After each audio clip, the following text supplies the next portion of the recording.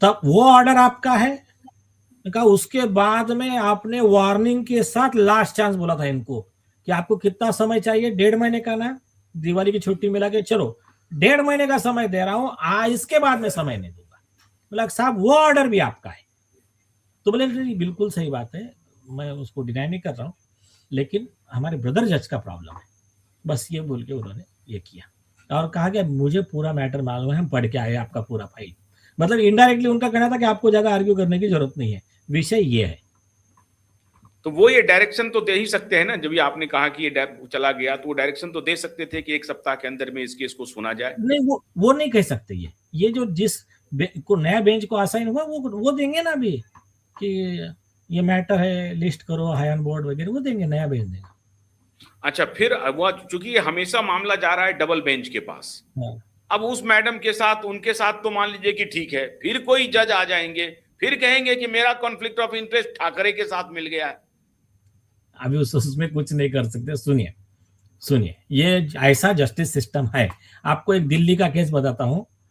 एक केस हुआ था खोसला जी का, 28 जज ने रेक्यूजल किया था उसमें, 28 जज अपने सिर्फ 2 ही हुए वो छोड़ दीजिए, वो इतना नहीं होगा इधर। या तो फिर स्पेशल बेंच कंस्टिट्यूट करके मिल जाएंगे आपने, उसमें भी रूल है, एक साथ अगर 2 जज ने रेक्यूज किया तो फिर चीफ जस्टिस साहब उसमें स्पेशल बेंच कंस्टिट्यूट करके देता है, उनसे कंसल्ट करता है, जैसे कि किसका कॉन्फ्लिक्ट ऑफ इंटरेस्ट नहीं, ऐसे 2 आओ, फिर स्पेशल बेंच, फिर बेंच बदली नहीं होगा उसमें, फिर अंत तक वही बेंच डिसाइड करेगा।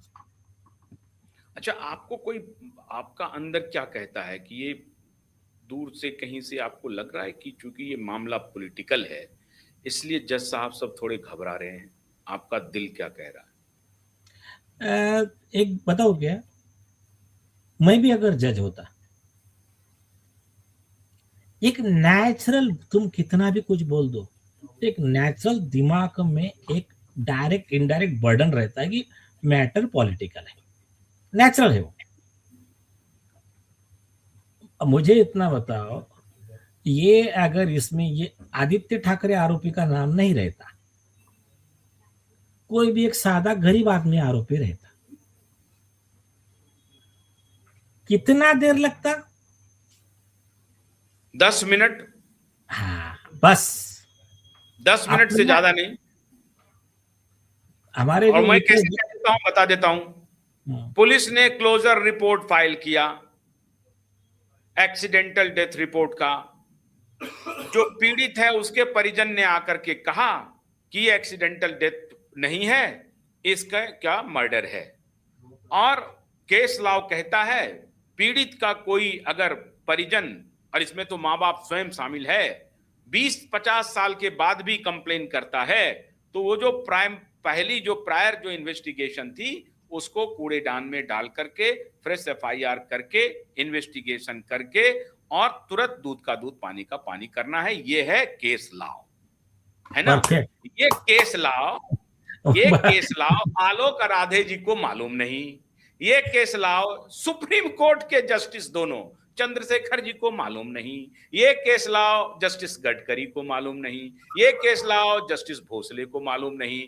जस्टिस सारंग कोतवाल को मालूम तो है, लेकिन उनके बेंच में फिर कोई आ गया।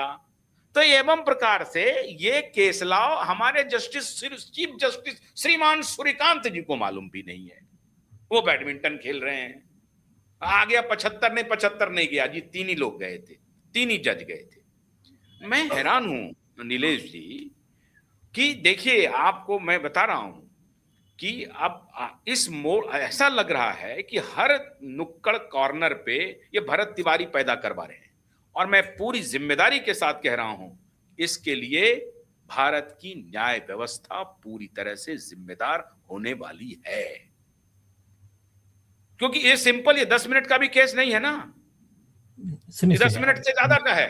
मान लीजिए आप जज होते, 10 मिनट का केस है क्या, मैं आर्गुमेंट कर रहा हूं, 5 मिनट 10 मिनट भी नहीं, 6वां मिनट नहीं लगेगा। और सुनिए मैं आपको बताता हूं, लास्ट टाइम तो चंद्रशेखर साहब ने इसमें बहुत अच्छा स्टैंड लिया था, 1.5 मिनट भी लगाया था, 1.5 मिनट। मैंने घड़ी लगा के चेक किया, क्या बोला उन्होंने मालूम है? जैसा सरकारी वकील उन्होंने कहा, वो देशमुख मैडम ने, सर वो हमारा अभी ना वो चल रहा है इन्वेस्टिगेशन, वो सीसीटीवी हम अभी देख रहे हैं। तो बोले 5 साल से चल रहा है। उन्होंने बोला सुनो, कौन सा इन्वेस्टिगेशन चल रहा है? बोले 174 का एक्सीडेंटल डेथ रिपोर्ट का।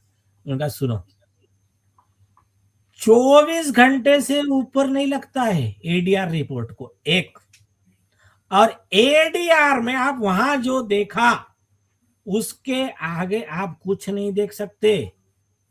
इनका कंप्लेंट 154 का है, एफआईआर का केस है ये, आप वो क्या बता रहे हो 174 का?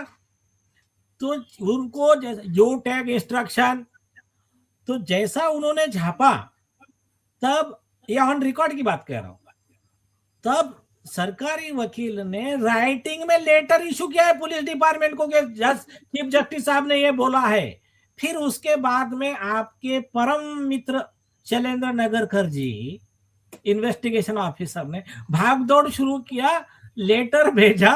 हमारे जो विटनेसेस थे उसमें अपने एक witness assistant commissioner of police को लेटर भेजा, यहाँ विटनेस ये स्टेटमेंट देने को।